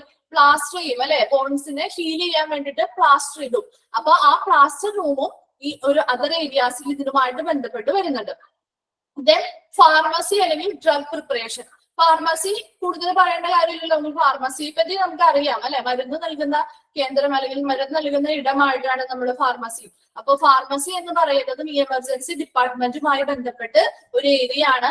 എമർജൻസി ഡിപ്പാർട്ട്മെന്റിൽ ഒരു ഫാർമസി ഏരിയ എപ്പോഴും ഉണ്ടായിരിക്കും. കാരണം മറ്റ് ദൂരെയുള്ള ഫാർമസികൾ അല്ലെങ്കിൽ മെഡിസിൻസ് സ്റ്റോർ ചെയ്തിരിക്കുന്ന സ്ഥലത്ത് പോയി എടുത്തിട്ട് വരാൻ ടൈം അവിടെ ഇല്ല. ഉടനടി എല്ലാ മെഡിസിനും അപ്പോൾ തന്നെ അവൈലബിൾ ആയിരിക്കണം ആ ട്രീറ്റ്മെന്റ് കൊടുക്കുന്ന ടൈമിൽ തന്നെ. അതുകൊണ്ട് അവിടത്തുമായിട്ട് ഒരു ഫാർമസി അതുമായിട്ട് ബന്ധപ്പെട്ടുണ്ടായിരിക്കും. ദെൻ ഐസൊലേഷൻ റൂമുകൾ. ഐസൊലേഷൻ റൂമുകൾ എന്താണ്? ഒറ്റപ്പെട്ട അല്ലെ, മാറ്റി, അതായത് മറ്റൊരു സെപ്പറേറ്റഡ് ആയിട്ടുള്ള ഒരു റൂം ആയിരിക്കും. ഹോസ്പിറ്റൽ റൂമാണ്, സെപ്പറേറ്റഡ് ഹോസ്പിറ്റൽ റൂമാണ് ഐസൊലേഷൻ റൂമുകൾ എന്ന് പറയുന്നത്. ഈ ഐസൊലേഷൻ റൂമുകളിൽ എന്തായിരിക്കും? മറ്റു രോഗികളിൽ നിന്നും ഏതെങ്കിലും ഒരു കാരണത്താൽ ഈ രോഗിയെ മറ്റൊരു ഐസൊലേറ്റഡ് ആയിട്ട് അല്ലെങ്കിൽ സെപ്പറേറ്റഡ് ആയിട്ടുള്ള ഒരു റൂമിൽ താമസിപ്പിക്കുകയും അവിടെ ആ റൂമിൽ വെച്ചായിരിക്കും അവർക്കുള്ള ട്രീറ്റ്മെന്റുകൾ പ്രൊവൈഡ് ചെയ്യുക. അതുപോലെ തന്നെ അവരുടെ രോഗത്തെ പറ്റി ഒബ്സർവ് ചെയ്യാനൊക്കെയാണ് നമ്മൾ ഐസൊലേഷൻ റൂമുകൾ ഉപയോഗിക്കുന്നത്. Decontamination areas. എന്താണ് ഡീകണ്ടാമിനേഷൻ എന്ന് പറയുന്നത്? എന്താണ്? അണുവിമുക്തമായിട്ടുള്ള ഏരിയ ആയിരിക്കണം അല്ലെ. അണുവിമുക്തമായിട്ടുള്ള ഏരിയാസ് എന്തിനു വേണ്ടിയിട്ടാ? രോഗികൾക്ക് ഇപ്പൊ പെട്ടെന്നുള്ള വളരെയധികം ഒരു ഡീപ്പായിട്ടുള്ള സർജറീസോ കാര്യങ്ങളോ ഒക്കെ ചെയ്തവർക്കാണെങ്കിൽ അവർക്ക് കണ്ടാമിനേഷൻ വന്നു കഴിഞ്ഞാൽ എന്ത് ചെയ്യും? അവിടെ ഇൻഫെക്ഷൻ ഉണ്ടാവാൻ സാധ്യതയുണ്ട്. അപ്പൊ ഈ ഇൻഫെക്ഷനെ കുറയ്ക്കാൻ വേണ്ടിയിട്ട് അവരെ ഡീകണ്ടാമിനേഷൻ അണുവിമുക്തമായിട്ടുള്ള മുറികളിലായിരിക്കും അവരെ താമസിപ്പിച്ചിരിക്കുക. അവിടെ വിസിറ്റേഴ്സ് ഒന്നും അലൗഡ് ആയിരിക്കില്ല. കുറേയധികം സ്ട്രിക്റ്റ് ഗൈഡ് ലൈൻസ് ഒക്കെ ഫോളോ ചെയ്തായിരിക്കും അവരുടെ ട്രീറ്റ്മെന്റുകൾ മുന്നോട്ട് പോകുന്നത്. ദെൻ സ്റ്റോറേജ് നമുക്കറിയാം ഹോസ്പിറ്റലിൽ കുറെ അധികം എക്യുപ്മെന്റ്സ് ഉണ്ട്. അതിൻ്റെതായ കുറെ അധികം മെറ്റീരിയൽസ് ഉണ്ടാവും. അതെല്ലാം സ്റ്റോർ ചെയ്ത് വെക്കാനായിട്ടുള്ളൊരു സ്പേസ് ഉണ്ടായിരിക്കും, സ്റ്റോറേജ് സ്പേസ് ഉണ്ടായിരിക്കും. Then clean and dirty utilities. വൃത്തിയുള്ളതും വൃത്തിയില്ലാത്തതുമായിട്ടുള്ള ഉപയോഗിക്കുന്ന വസ്തുക്കളെ തരംതിരിക്കാനായിട്ടുള്ള ഒരു ഇടം ഈ ഹോസ്പിറ്റൽ ഏരിയയിൽ ഉണ്ടായിരിക്കും. Then linen room. Linen room എന്ന് പറയുന്നത്, ലിനൻ എന്നുള്ളത് പ്രധാനമായിട്ടും ഉദ്ദേശിക്കുന്നത് ഇപ്പോ ഫാബ്രിക്സ്, ബെഡ്ഷീറ്റുകള്, പില്ലോ കവറുകള്, പിന്നെ എന്താണ് അങ്ങനെയുള്ള എല്ലാ ഫാബ്രിക്കുകളും അതിനെയാണ് നമ്മൾ പ്രധാനമായിട്ടും ലിനൻ എന്നുള്ളത് കൊണ്ട് ഉദ്ദേശിക്കുന്നത്. അപ്പൊ ഇതൊക്കെ ഈ ലിനൻ റൂമിനുള്ളിലാണ് സ്റ്റോർ ചെയ്ത് വെക്കുന്നത്. Then mobile equipment base like trolley, wheel chairs etcetera. എന്താണ് മൊബൈൽ എന്നതുകൊണ്ട് ഉദ്ദേശിക്കുന്നത്? ഇവിടെ മൊബൈൽ എന്നതുകൊണ്ട് ഉദ്ദേശിക്കുന്നത് മൂവബിൾ അല്ലെങ്കിൽ ചലിക്കാൻ പറ്റുന്ന എന്നതുകൊണ്ടാണ്, എന്ന ഒരു മീനിങ് ആണ് കേട്ടോ. അതായത് ട്രോളികള്, വീൽ ചെയർസ് ഒക്കെ ഉണ്ടാവുമല്ലോ, അതെങ്ങനെയാണ്? ഫിക്സഡ് ആയിരിക്കില്ല, മറിച്ച് എന്ത് ചെയ്യാം? അത് നമുക്ക് പേഷ്യന്റ് എവിടെയാണോ ഉള്ളത് അവിടേക്ക് കൊണ്ടുപോകാനും അവരെ സുഗമമായിട്ട് യാത്ര അവർക്ക് പ്രൊവൈഡ് ചെയ്യാനും പറ്റിയ രീതിയിലായിരിക്കും. Then mobile x-ray equipment bay. അതായത് റേഡിയോളജി ഡിപ്പാർട്ട്മെന്റിലോട്ട് ഇപ്പൊ ചിലപ്പോൾ എല്ലാ പേഷ്യൻസിനും പോവാൻ പറ്റിയെന്ന് വരില്ല. അതുകൊണ്ട് തന്നെ അവർക്ക് എവിടെയാണോ അവർ കിടക്കുന്നത് അവിടെ വന്നവർക്ക് എക്സ്റേ എടുത്ത് പോവാനായിട്ടുള്ള ഒരു ടെക്നോളജി അല്ലെങ്കിൽ ഒരു മൂവബിൾ ആയിട്ടുള്ള എക്യുപ്മെന്റ്സുകൾ അവിടെ അവൈലബിൾ ആയിരിക്കും. Then cleaners room. Cleaners room എന്ന് പറയുന്ന ക്ലീനിങ് സ്റ്റാഫുകൾ ഉണ്ടാവും ഹോസ്പിറ്റലുകളില്. അപ്പൊ ആ ക്ലീനിങ് സ്റ്റാഫുകളുടെ സാധനങ്ങൾ, അതായത് അവരുടെ ക്ലീനിങ് എക്യുപ്മെന്റ്സുകൾ ആയിക്കോട്ടെ, ട്രോളീസ് ആയിക്കോട്ടെ, എന്തെങ്കിലും ലിക്വിഡുകൾ ആയിക്കോട്ടെ, അങ്ങനെയുള്ള എന്ത് എക്യുപ്മെന്റ്സ് അല്ലെങ്കിൽ എന്ത് മെറ്റീരിയൽസ് ആണെങ്കിലും സ്റ്റോർ ചെയ്ത് വെക്കുന്നതിന് വേണ്ടിയാണ് അവിടെ ക്ലീനേഴ്സ് റൂമുകൾ ഉള്ളത്. അപ്പോ അതർ ഏരിയാസ് പറഞ്ഞത് ഏതൊക്കെയായിരുന്നു? പ്രൊസീജിയർ റൂമുകൾ, അതായത് ഒരു എക്സാമ്പിൾ ആണ് ഓപ്പറേഷൻ റൂംസ് ഒക്കെ, ഓപ്പറേഷൻ തിയേറ്ററുകളൊക്കെ. ദെൻ പ്ലാസ്റ്റർ റൂമുകൾ നമുക്കറിയാം, പ്ലാസ്റ്റർ ഇടാൻ കൈക്കോ കാലിനോ ഒക്കെ ഒടിവുകൾ സംഭവിച്ചിരിക്കുകയാണെങ്കിൽ അതിനെ ഹീൽ ചെയ്യാൻ വേണ്ടിയിട്ട് നമ്മൾ എന്ത് ചെയ്യും? പ്ലാസ്റ്റർ ഇടും. ആ റൂം പ്ലാസ്റ്റർ റൂം എന്ന് പറയുന്നു. ദെൻ ഫാർമസീസ്, മരുന്നുകൾ ലഭ്യമാകുന്ന ഇടം. ദെൻ ഐസൊലേഷൻ റൂമുകൾ എന്താണ്? ഒരു സെപ്പറേറ്റ് റൂം ആയിരിക്കും. അവിടെ അവര് ഐസൊലേറ്റ് മറ്റുള്ളവരിൽ നിന്നും മാറ്റി താമസിപ്പിച്ചുകൊണ്ട് അവർക്കൊരു ഒബ്സർവേഷൻ, അവരെ ഒബ്സർവ് ചെയ്യുന്ന അവരുടെ രോഗം എന്താണെന്ന് ഐഡന്റിഫൈ ചെയ്യാനും ഒബ്സർവ് ചെയ്യാനൊക്കെ വേണ്ടിയിട്ടാണ് ഇങ്ങനെ ഒരു ഐസൊലേഷൻ റൂമുകളിലേക്ക് നമ്മൾ മാറ്റുന്നത്. ദെൻ അതുപോലെ തന്നെ ഡീകണ്ടാമിനേഷൻ, അണുമുക്തമായിട്ടുള്ള റൂമുകളായിരിക്കണം. സ്റ്റോറേജ് എങ്ങനെയായിരിക്കും? സ്റ്റോറേജ് സ്പേസ് അവിടെ ഉണ്ടായിരിക്കണം. Then clean and dirty utility, എന്താണ് നല്ലതും അതുപോലെ തന്നെ ചീത്തയായിട്ടുള്ളതുമായിട്ടുള്ള ഉപകരണം, ഉപയോഗിച്ച സാധനങ്ങളെ വേർതിരിക്കാനായിട്ട്, വൃത്തിയുള്ളതും വൃത്തിയില്ലാത്തതുമായിട്ടുള്ളതിനെ ഉപയോഗിച്ചതിനെ വേർതിരിക്കാനായിട്ട് അവിടെ ഒരു റൂം ഉണ്ടായിരിക്കണം. ദെൻ ലിനർ റൂം എന്ന് പറഞ്ഞാൽ എന്താണ്? ഈ ബെഡ്ഷീറ്റുകള്, പില്ലോ കവറുകള് പോലെയുള്ള ഫാബ്രിക്കുകള്, അങ്ങനെയുള്ള തുണി ഐറ്റംസ് കാര്യങ്ങളൊക്കെ എന്താണ്? സ്റ്റോർ ചെയ്ത് വെക്കാനും അതിനെ രണ്ടാമത് ക്ലീൻ ചെയ്തെടുക്കാനും ഒക്കെ വേണ്ടിയിട്ട് അവിടെ ഒരു ലിനൻ റൂം ഉണ്ടായിരിക്കും. Then mobile equipment base like trolley, wheel chair etcetera. അതുപോലെ തന്നെ എന്താ? മൂവബിൾ ആയിട്ടുള്ള ട്രോളികളും വീൽ ചെയർസും ഒക്കെ പേഷ്യൻസിന് എന്ത് ചെയ്യാൻ കൊടുക്കാൻ പറ്റുന്ന രീതിയിലുള്ള എക്യുപ്മെന്റ്സുകൾ അവിടെ ഉണ്ടായിരിക്കണം. Then mobile x-ray equipment bay, അതായത് മൊബൈൽ എക്സ്റേ എന്ന് പറഞ്ഞാൽ മൂവബിൾ ആയിട്ടുള്ള എക്സ്റേ എക്യുപ്മെന്റുകൾ ഉണ്ടായിരിക്കണം. കാരണം ഈ റേഡിയോളജി ഡിപ്പാർട്ട്മെന്റിൽ എത്താൻ പറ്റാത്ത പേഷ്യൻസിന് അവർക്ക് എന്ത് ചെയ്യും? അവരെവിടെയാണോ സ്റ്റേ ചെയ്യുന്നത്, എവിടെയാണോ കിടക്കുന്നത്, അവിടെ വന്ന് എടുത്തു പോവാൻ പറ്റുന്ന ഒരു സാഹചര്യം ഉണ്ടായിരിക്കണം. Then cleaners room, cleaners room എന്ന് പറഞ്ഞ് നമ്മൾ പറഞ്ഞു ക്ലീനിങ് സ്റ്റാഫുകൾ ഉണ്ടായിരിക്കും. അവരുടെ എക്യുപ്മെന്റ്സും അവരുടെ മെറ്റീരിയൽസ്, അവരുടെ ലിക്വിഡുകൾ പോലെയുള്ള എല്ലാ സാധനങ്ങളും സ്റ്റോർ ചെയ്യാനായിട്ടുള്ള ഒരു ക്ലീനേഴ്സ് റൂമും ഉണ്ടായിരിക്കും. അപ്പോ ഇത്രയുമാണ് ഫങ്ഷണൽ ഏരിയാസിലും അതർ ഏരിയാസിലും നമ്മൾ പറഞ്ഞത്. അപ്പൊ ഇന്ന് ഇത്രയും വെച്ച് നമുക്ക് നിർത്താം. അടുത്ത ക്ലാസ്സിൽ ബാക്കി കണ്ടിന്യൂ ചെയ്യാം. അപ്പോ ആർക്കെങ്കിലും ഡൗട്ട് ഉണ്ടോ? ഫങ്ഷണൽ ഏരിയ ഒന്നുകൂടെ പറയാമോ? ഓക്കെ, ഫങ്ഷണൽ ഏരിയാസ് ഒന്നുകൂടി പറയാം. ഫങ്ഷണൽ ഏരിയാസ് എന്ന് പറയുന്നത് നമ്മുടെ എമർജൻസി ഡിപ്പാർട്ട്മെന്റിൽ ബന്ധപ്പെട്ട ഏരിയാസ് ആണ് നമ്മളിപ്പോ പഠിക്കുന്നത്. അത് ഫങ്ഷണൽ ഏരിയാസ് എന്ന് പറഞ്ഞാൽ പ്രധാനമായിട്ട് നമ്മുടെ പ്രവർത്തനങ്ങൾ നടക്കുന്ന ഏരിയാസ് ആണ് ഉദ്ദേശിക്കുന്നത്. അതിൽ ഒന്നാമത്തത് ആംബുലൻസ് ആൻഡ് ആംബുലേറ്ററി എൻട്രൻസ്. അതായത് ആംബുലൻസ് ഏതൊരു പേഷ്യന്റിനെയും ഈ കാഷ്വാലിറ്റിയിലോട്ട് കൊണ്ടുവരണമെങ്കിൽ ആംബുലൻസ് അല്ലെങ്കിൽ ആംബുലൻസ് വരാനുള്ള ഒരു എൻട്രൻസ് നമ്മൾ പറയുന്നില്ല, ഒരു പ്രധാന കവാടം ആവശ്യമാണെന്നുള്ളത്. അപ്പൊ ആ ഒരു എൻട്രൻസും ഒരു ആംബുലൻസ് സർവീസും അവിടെ ആവശ്യമാണ്. അതൊരു ഫങ്ഷണൽ ഏരിയയിൽ ഉൾപ്പെടുന്നു, ആ ഒരു ഏരിയ എന്ന് പറയുന്നത്. Then reception and triage or waiting area. Reception നമ്മൾ പറഞ്ഞു ഹോസ്പിറ്റലിലെ ഫ്രണ്ട് ഡെസ്ക് അല്ലെങ്കിൽ ഫ്രണ്ട് ഓഫീസ് ആണെന്ന് പറഞ്ഞു. ഇനി ട്രയേജ് എന്താണെന്നാണ് പറയുന്നത്? ഗുരുതരമായിട്ടുള്ള രോഗാവസ്ഥയിൽ വരുന്ന രോഗികൾക്ക് ആദ്യം ട്രീറ്റ്മെന്റുകൾ കൊടുക്കുക. അങ്ങനെ രോഗികളുടെ ട്രീറ്റ്മെന്റ് എങ്ങനെയായിരിക്കണം എന്നൊരു തരംതിരിക്കുന്ന ഒരു പ്രക്രിയയാണ് നമ്മൾ എന്തെന്ന് പറയുന്നത്? ട്രയേജ് എന്നതുകൊണ്ട് ഉദ്ദേശിക്കുന്നത്. ദെൻ വെയിറ്റിംഗ് ഏരിയാസ് നമുക്കറിയാലോ, വെയിറ്റ് ചെയ്ത് ഡോക്ടറെ കാണാനാണെങ്കിൽ അല്ലെങ്കിൽ മരുന്ന് വാങ്ങിക്കാനാണെങ്കിലും എന്തിനാണെങ്കിലും ഒരു വെയിറ്റിംഗ് ഏരിയ സെപ്പറേറ്റ് ആയിട്ട് കൊടുത്തിട്ടുണ്ടാവും. ദെൻ അഡ്മിനിസ്ട്രേറ്റീവ് ഏരിയ എന്ന് പറയുന്നത് എന്താണ്? അഡ്മിനിസ്ട്രേറ്റീവ് ഡിപ്പാർട്ട്മെന്റിന്റെ ഒരു ഭാഗം ഈ എമർജൻസി ഡിപ്പാർട്ട്മെന്റിൽ ഉണ്ടായിരിക്കും. കാരണം ഈ എമർജൻസി ഡിപ്പാർട്ട്മെന്റിനെ ഫുൾ കാര്യങ്ങളും കൺട്രോൾ ചെയ്യാനും അതിനെ ബാലൻസ് ചെയ്യാനും വേണ്ടിയിട്ട് ഒരു അഡ്മിനിസ്ട്രേറ്റീവ് ഏരിയ ഉണ്ടായിരിക്കും. ദെൻ റെസിസിറ്റേഷൻ ഏരിയ എന്ന് പറയുന്നത് എന്താണ്? അവരുടെ ഒരു വരുന്ന രോഗിക്ക് അത്രയും അധികം സിവിയർ ആയിട്ട് വരുന്ന രോഗികളുടെ കാര്യമാണ് നമ്മൾ പറയുന്നത് കേട്ടോ. അപ്പൊ അവർക്ക് എങ്ങനെയായിരിക്കണം? അവരുടെ ജീവൻ രക്ഷിക്കാൻ വേണ്ടിയിട്ട് നടത്തുന്നതായിട്ടുള്ള പെട്ടെന്ന് നമ്മൾ എന്ത് ചെയ്യണം? അവർക്ക് അതിനുള്ള ട്രീറ്റ്മെന്റുകൾ അല്ലെങ്കിൽ ഫസ്റ്റ് എയ്ഡുകൾ പ്രൊവൈഡ് ചെയ്യണം. നമ്മളൊരു എക്സാമ്പിൾ പറഞ്ഞു CPR എന്ന് പറഞ്ഞത്. ഒരു എക്സാമ്പിൾ മാത്രമാണ്, മറ്റ് പല എക്സാമ്പിളുകളും നമുക്ക് എടുക്കാം. അപ്പൊ അത് പറയുന്നത് കണക്ട് ചെയ്യാൻ വേണ്ടിയിട്ടാണ്. അപ്പൊ അങ്ങനെ എത്രയും പെട്ടെന്ന് അവരുടെ ജീവൻ രക്ഷിക്കാനുള്ള സംവിധാനങ്ങൾ നമ്മൾ ചെയ്യണമെങ്കിൽ അതിന് അതിൻ്റെതായ കുറച്ച് സ്റ്റാഫുകളും എക്വിപ്മെന്റ്സുകളും ഒക്കെ വേണം. അപ്പൊ അവരടങ്ങിയിരിക്കുന്ന ആ ഒരു ഏരിയ ആണ് നമ്മൾ റെസിസിറ്റേഷൻ ഏരിയ എന്ന് പറയുന്നത്. ദെൻ അക്യൂട്ട് ട്രീറ്റ്മെന്റ് ഏരിയ എന്ന് പറയുന്നത് എന്താണ്? അക്യൂട്ട് ട്രീറ്റ്മെന്റ് ഏരിയ എന്ന് പറഞ്ഞാൽ ഇപ്പൊ എന്തെങ്കിലും ഒരു ആക്സിഡന്റ് സംഭവിക്കുകയാണെങ്കിൽ അവരുടെ ആ ആക്സിഡന്റ് എന്ന് പറഞ്ഞാൽ അവർക്ക് പെട്ടെന്ന് ഉണ്ടാവുന്ന ഒരു അനുഭവമാണ് അല്ലെ? പെട്ടെന്ന്, അതായത് അവർ കാലങ്ങളോളം അങ്ങനെ ഒരു ട്രീറ്റ്മെന്റുകൾ തുടർന്ന് വരുന്ന ഒരു പേഷ്യന്റ് അല്ല, മറിച്ച് ഒരു ഇൻസിഡന്റ് അല്ലെങ്കിൽ ഒരു ഇഞ്ചുറി ഈ ആക്സിഡന്റ് വഴി ഉണ്ടാവുന്ന അത് പെട്ടെന്ന് ഉണ്ടാവുന്ന ഒരു ഇഞ്ചുറിയാണ്. ആ പെട്ടെന്ന് ഉണ്ടാവുന്ന ഇഞ്ചുറിക്ക് നമ്മൾ എന്ത് ചെയ്യണം?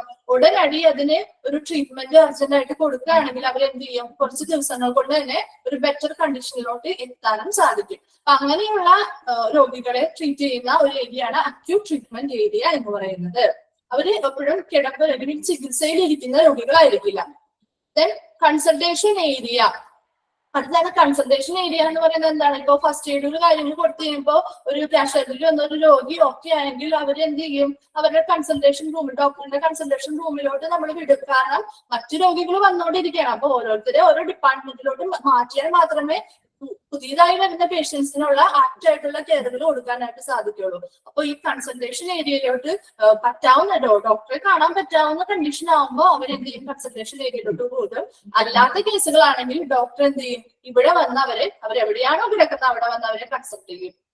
ദെൻ സ്റ്റാഫ് വർക്ക് സ്റ്റേഷൻസ് എന്ന് പറഞ്ഞാൽ എന്താ? സ്റ്റാഫ് വർക്ക് സ്റ്റേഷൻസ് കുറെ അധികം സ്റ്റാഫുകൾ ഉണ്ട് അല്ലെ? ആ സ്റ്റാഫുകൾക്കൊക്കെ വർക്ക് ചെയ്യാനായിട്ട് പാകത്തിനുള്ള അവിടെ ഓരോ സ്ഥലങ്ങൾ അവർക്ക് കൊടുത്തിട്ടുണ്ടായിരിക്കും. ഇപ്പൊ ഇത്രയുമാണ് സ്റ്റാഫ് വർക്ക് സ്റ്റേഷൻസിൽ പറയുന്നത്. ഇനി വേറെ എന്തെങ്കിലും ഡൗട്ട് ഉണ്ടോ? എന്താണ് ആക്സിഡന്റ് ആൻഡ് എമർജൻസി ഡിപ്പാർട്ട്മെന്റ് എന്ന് മനസ്സിലായോ? മനസ്സിലായി മാം. മനസ്സിലായി. അത് ഇമ്പോർട്ടൻ്റ്. ആ ഷോർട്ട് ഫോമുകൾ എന്തായാലും പഠിച്ചിരിക്കുക കേട്ടോ. ഷോർട്ട് ഫോമുകൾ പഠിച്ചിരിക്കുക. പിന്നെ ഇപ്പൊ കാഷ്വാലിറ്റി എന്നൊക്കെ പറയുന്നത് നിങ്ങൾക്ക് ഫെമിലിയർ ആയിട്ടുള്ള ഒരു സ്ഥലം തന്നെയാണ് അല്ലെ? അപ്പൊ നിങ്ങൾ അത് കണക്ട് ചെയ്ത് പഠിക്കാൻ നോക്കുക. നമ്മളൊരു കാഷ്വാലിറ്റി ചെല്ലുമ്പോൾ എന്തൊക്കെ കാര്യങ്ങളാണ് നമ്മൾ കാണുന്നത്, അല്ലെങ്കിൽ ഇപ്പൊ നമ്മളാണ് ഇപ്പൊ ഒരു രോഗിയായിട്ട് ചെല്ലുന്നതെങ്കിൽ അവിടെ എന്തൊക്കെ കാര്യങ്ങൾ നമുക്ക് നമ്മുടെ ഒരു ട്രീറ്റ്മെന്റുകൾ എങ്ങനെയൊക്കെ ആയിരിക്കും, അല്ലെങ്കിൽ എന്തൊക്കെ ഡിപ്പാർട്ട്മെന്റുകൾ അതുമായി ബന്ധപ്പെട്ടിട്ടുണ്ട് എന്നൊക്കെ ഒന്ന് റിലേറ്റ് ചെയ്ത് പഠിക്കാൻ നോക്കിയാൽ നിങ്ങൾക്ക് എളുപ്പത്തിൽ ഇത് മനസ്സിലാക്കാനായിട്ട് സാധിക്കും. അപ്പൊ നമ്മൾ ഇന്ന് നിർത്തിയിരിക്കുന്നത് പേഷ്യന്റ് ഫ്ലോ നമ്മൾ സ്റ്റാർട്ട് ചെയ്തിട്ടില്ല. പേഷ്യന്റ് ഫ്ലോ നമുക്ക് അടുത്ത ദിവസം സ്റ്റാർട്ട് ചെയ്യാം. അപ്പൊ അടുത്ത ദിവസം ഇത് വരുന്നതിന് മുമ്പ് ഇപ്പൊ എടുത്ത ഇന്നത്തെ ക്ലാസ് ഒന്ന് ജസ്റ്റ് പഠിക്കാൻ പറ്റുന്നവരാണെങ്കിൽ അന്ന് ആപ്റ്റായിട്ട് പഠിച്ചു പോകുന്നതായിരിക്കും കുറച്ചുകൂടി ബെറ്റർ. അതേസമയം പഠിക്കാൻ പറ്റാത്തവർക്കാണെങ്കിൽ നിങ്ങൾ ആ ക്ലാസ് ഒന്ന് ജസ്റ്റ് 1 or 2 പ്രാവശ്യം കാണുകയോ, അല്ലെങ്കിൽ ഓൾറെഡി റെക്കോർഡ് ക്ലാസ്സുകൾ അവൈലബിൾ ആയിരിക്കുമല്ലോ, അപ്പൊ അത് കാണുകയോ അല്ലെങ്കിൽ നിങ്ങൾക്ക് തന്നിരിക്കുന്ന നോട്ട്സ് ഒന്ന് വായിച്ച് മനസ്സിലാക്കിയിട്ട് വരിക. എന്നാൽ മാത്രമേ അടുത്ത ക്ലാസ്സിൽ നിങ്ങൾക്ക് ഒരു കണ്ടിന്യൂറ്റി ഉണ്ടാവുള്ളൂ. Okay, thank you. Thank you ma'am. Thank you ma'am. Thank you ma'am. Thank you ma'am. Thank you ma'am. Thank you ma'am.